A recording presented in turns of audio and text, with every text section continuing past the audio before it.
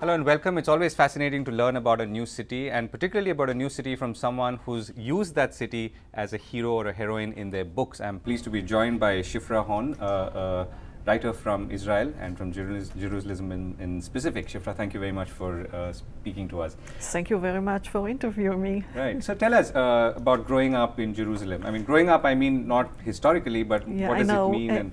Jerusalem is a different city. You know, it's a city that is... It's a holy city for the three monotheistic main religions, like the Muslims, the Jews, and the Christian. And Jerusalem is built on hills. It's about 800 meters above sea level. I can talk with you about climate or whatever, but everything is connected. Let's talk about your books and why your books are set there. Yeah, because Jerusalem, or Yerushalayim as we call our city, it's one of the oldest cities in the world. Some say that it's about 4,000 years old, some say it's 5,000 years old, and it was always a capital of my country. And it was the inspiration for so many Jews all around the world. You know that Jews went on exile. They went twice on exile at for the first destruction of our temple, and then at 70 after Christ. And the Jews were looking at Jerusalem as a place that is a bit unreal, a surreal place, a place that does exist only in the thought, only in the prayer books, only in the dreams, and their wish was to come once in their lifetime to Jerusalem. But usually they came when they were very old in order to be buried in Jerusalem.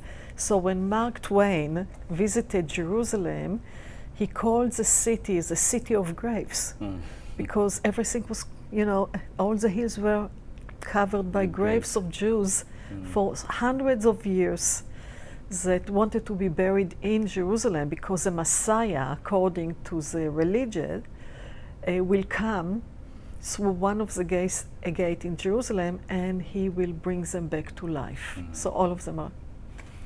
But for me, Jerusalem was a surreal bubble, like a surreal bubble. It was my court, my playground. It's a place where everything and anything can happen. And Jerusalem is built by stones. It's a city of harsh stones, but on the other hand, it has its own beauty. And some people, I'm trying to be objective, say that Jerusalem is one of the most beautiful cities in the world. It's like an open air museum, because whenever you go and whatever you see, it has this historical background or a biblical connection. And Jerusalem is my source of inspiration. I grew up in Jerusalem, and I still live in Jerusalem. And I think that Jerusalem just inspired me to write. And of course that I have heroes and heroines in my books, but Jerusalem is always at the background. The walls of Jerusalem, the sounds, you know, you hear the muezzin, you hear the church bells, you hear people praying in synagogues, you hear children playing. So the sounds of Jerusalem, the smell of Jerusalem, we have 4 seasons. So in springtime, we have a special smell of flowers, jasmine. In the winter time, when it's rainy, you can smell the pine. So in summertime, you smell the dust.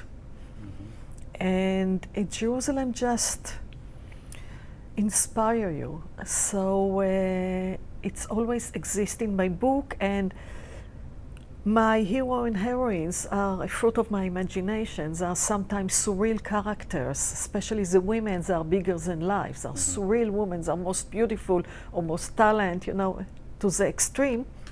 But they play the role inside Jerusalem. So it's give a kind of a background, like in a theater, a very realistic background of the city. Right. In some ways, are you also trying to capture moments because you feel that they may not last? Yes, I capture moments in Jerusalem. You know, Jerusalem is a city that if you look at it, you think about the history of so many conquerors that came, and Jerusalem was under a rule of so many countries, so many nations around 4,000 years. Think about how many nations were in Jerusalem. Think about the Crusaders that actually slaughtered Muslims and Jews, and the street was full of blood. But I write about Jerusalem, I don't know why, from the Ottoman Empire. Mm-hmm.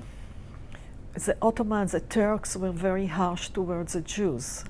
The Jews were under oppression. My grandfather was kidnapped to the Turkish army, so I write about it. And I'm inspired about the time when the English came, and General Allenby came to Jerusalem in November 1917, Mm-hmm. and freed Jerusalem actually from the Turkish, but then we had the British mandate and we rebelled against them. And 1948, when in the United Nations they declared about Israel as a refuge state for all the Jews all around the world, and lots of victims of the Holocaust came in order to build their lives there. And then till contemporary time, you know, with all the tensions that we have with the Muslim population and the terror attacks. One of my books is actually written about 2002. It's called Ode to Joy. It's a symphony number 9 of Beethoven. Think about, and it's about a terror attack. The heroine is sitting in her car in a traffic jam. She's listening to Ode to Joy of Beethoven, which is about a song about freedom, about let's be brothers, let's love each other. By the way, Hitler loves the song. Mm-hmm. It's a Schiller song that Beethoven wrote 3 sentences previous. And she plays with a girl that is sitting at the rear of a bus, a blonde girl, and then the bus disappeared in a smoke, a terror attack. And she started to look for the girl. And this, I think that my contemporary writing in this year was to actually to calm me from my fears, because this year was the most bloodiest year in modern Jerusalem, in the history of modern Jerusalem, because every second day was bus blast. And I have a friend with 2 kids that had to send them to school. So they send them in different buses. So if one will perish in thin air, at least one. So you can understand the atmosphere that we had and the fear, and that's why I wrote that book. But as I say, Jerusalem, always Jerusalem, playing a role in my books. I think it's fascinating. I mean, one would think that it's more history, but it's also as much as the fear and apprehension of living today. Only one book was that. Nowadays, thank God, when I come to India, I think about Israel about 10 years ago. We do have, you know, they checked our pockets, they checked everything. And now when I live in India and I can understand you, and I can really feel for the Indian people, the people here in Bombay, why there are so many electromagnetic gates, and why they look at your stuff, and why you're in such a fear. I can identify with the Indians. It reminds me those years of fear that we had in Jerusalem so many years ago. So let me make that the last question. So what do you think is going to help all of us, whether it's in Israel or India, fight that fear? Fight the terror. If you fight the terror, you fight the fear. You know, there part of the year I live in New Zealand. It's a normal country. The headlines of the newspaper is that a player had just divorced his wife, and this is a headline. Or they found a lizard, a very rare lizard, that at the age of 102 become a father. And I'm not joking, those are the headlines.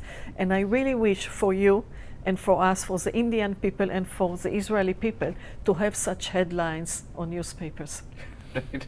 Very pleasant note to end on. Thank you so much for speaking with us. Thank Shifra. you so much.